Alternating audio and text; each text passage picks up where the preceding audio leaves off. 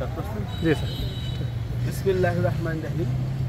কিশোরগঞ্জ জেলার এই বৃক্ষমেলায় বন বিভাগ কর্তৃক বিভিন্ন প্রযুক্তি কলা কৌশল দেখানো হয়েছে।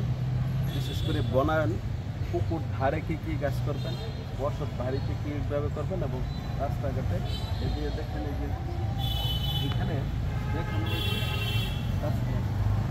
সড়ক সংযোগ সড়ক বনায়ন। সংযোগ সড়কে ওনারা যে গাছগুলো দেখিয়েছে এই যে কদম, তারপরে চিকরাশি একটা গাছ, চিকরাশি হচ্ছে হ্যাঁ ওকে। চিকরাশি, তারপরে কদম, এছাড়াও আছে মেহগনি মেহগনি মেহগনি এবং রেন্ট মেহগনি, রেন্টি, চিকরাশি, কদম এই গাছগুলো করা হয়েছে।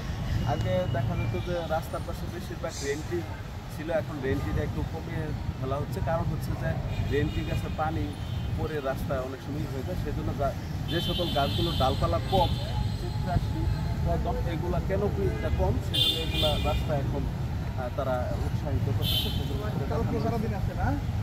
এছাড়াও সৌন্দর্য বর্ধনের জন্য রাস্তায় জারুল, কৃষ্ণচূড়া এবং হচ্ছে যে জারুল, কৃষ্ণচূড়া, এই বাদর লাঠি যেটা বলা হয় এই বা সোনালু, এই গাছগুলো লাগালে খুব সুন্দর সৌন্দর্যবর্ধক একটি দেখা যায়।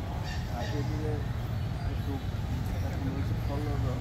লটকন, জলপাই, এগুলা যে রেলপথে লটকন, জলপাই এইগুলা করা হয়েছে।